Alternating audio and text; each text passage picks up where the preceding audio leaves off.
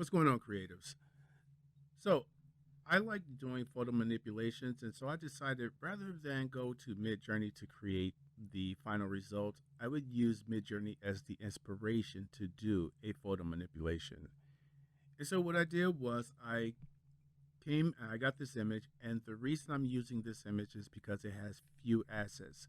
I don't do photo manipulations like, Benny or Mr. 23 a lot of times because there are just so many assets that I don't feel like dealing with, and I'm not getting paid for it. So I like easy 5 to 6, maybe sometimes 7 or 8 elements, and this one only has about 6 or so. Has the person, it has the dragon, it has the background, debris, fog, moon, the sky.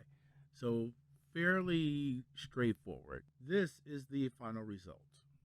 And we got here by basically looking at, I'm going to close all of this. This is kind of where it started. And if we look, we kind of go one at a time here. The background image, and we'll turn the guy off. So this is the image, and we'll take a look at the original images. All right. So if we turn everything off, this is what the original image looked like. And so I just added in the color balance for blue, a hue saturation, and a soft light layer just so the I can darken the alley floor and what's close to the camera. I then threw in some light elements, the neon light here, basically put a window light here. And if you take a look at it, what it looks like is simply a solid color fill, and I just put a mask in to mask out the trim. We take a look here, it's just masking out the trim. And then, so you can see there's the trim there. So I just masked out the trim and then just put this little outer glow in here just to give it a nice glow effect. And that's pretty much it with the lights. The dragon I did a little work on. Started with, let's take a look here, kind of where I started. Started with this dragon and I couldn't get it to work. And tried everything. I used generative fill in Adobe, and you can see that this is what it came out. And I just didn't like it. The color wasn't right. The saturation wasn't right. It just didn't work. Okay. So then I tried this one, and this one didn't work. So then I settled on this one and did a little work, and I wasn't really happy with it. Kind of the way it turned out. And so I tried it again. And this is kind of what I ended up with. In fact, actually I think it's the opposite. I think this is what I ended up with. But I did clean up the tongue and stuff a bit. All right. Then we get to this wall because he's in front of the wall. That's the car. I had to get him behind the wall. And again, that's just me masking out the area in the background and then just moving it up here, adding in all of the elements necessary to get the color right. And then we have the wall. Threw in a car, and the car has a lot of stuff going on with it because it has headlights and there's light on the top of it. So if we go here, turn everything off with the car, there's the shadow. You can see there's a shadow for the car in the car, and then we just start adding the elements to it. And then we get our car. Finally, the man, we get the guy. We have him in a group because what we have is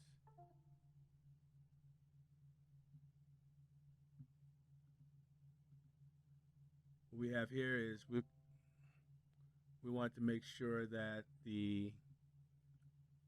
that the color applied to the backpack and the guy, so I put everything in.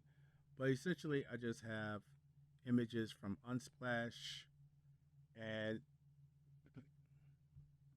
so if we remove that mask, it's just, yeah, and then we remove this mask. There's the original image.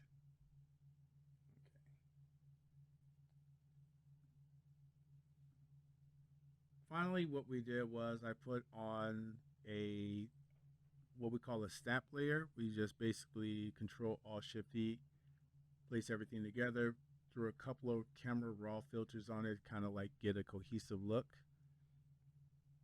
and then started adding in some elements. So some vignette, a color lookup layer just to kind of add in some magenta because it was kind of blue. Then took the vibrance up. You sat add in the birds, color lookup so I can get the blue in, and then finally the light to get that sunset light. All right. Then I stamp that together, and then we have, if we kind of turn these off, the unsharp mask was just to kind of like give it some sharpness. A color raw filter just to, this was to kind of get that final color grade that I wanted. And then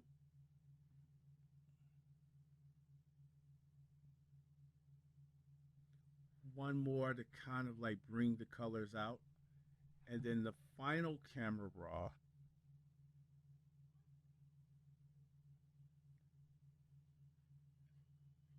this was to give it that brightness and that sharpness to kind of, you can see a little, add a little more texture and stuff to the image. Okay, so this is the final result, and as you can see, we have our inspiration and we have the final result. Of course, again, it's not exactly a duplicate, but we're just trying to get inspiration. And a lot of times I was finding the assets is rather difficult. And so what you end up doing is that in this case, I had some of these assets, like the dragon I had to go out and find. I got that from Envato Elements. The car I had, the background I had, and I just went to Unsplash to find the guy with the hoodie and the guy with the backpack. And the birds I already had. So a couple of elements I already had, but total time spent looking for the assets was about 45 minutes. And you can see I did do something because if we look at the original, if we look at this original dragon, you can see his face wasn't like that. Let's turn him off real quick.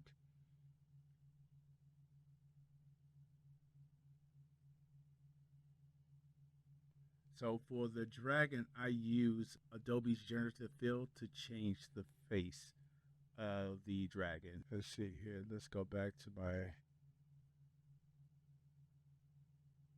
my dragon here. You can see that the dragon was this, and after Adobe generative fill, it was this. Because I just wanted a little more vicious dragon. The other one, this one looked kind of goofy. So I just wanted this one. Okay. And that was using Adobe Generative Fill. So that's how I got that look. All right. So between Midjourney for inspiration and Envato Elements, um, basically, I think I got the dragon. Maybe I got the dragon from Adobe stock, but pulled all of this stuff together to get my final inspiration image.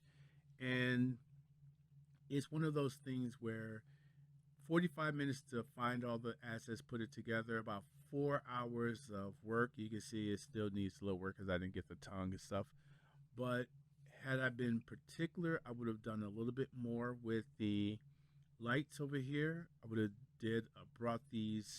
brought out the neon glow here and maybe added that element to the side here, and would have done some more with the highlights on here.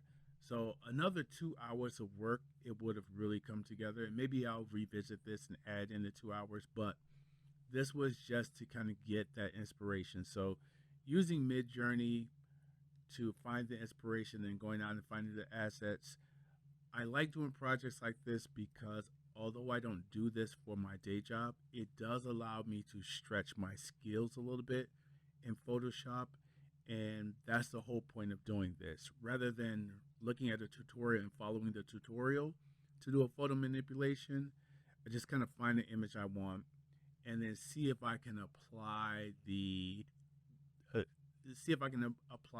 principles and the skills to my own idea, and that's the whole point of it.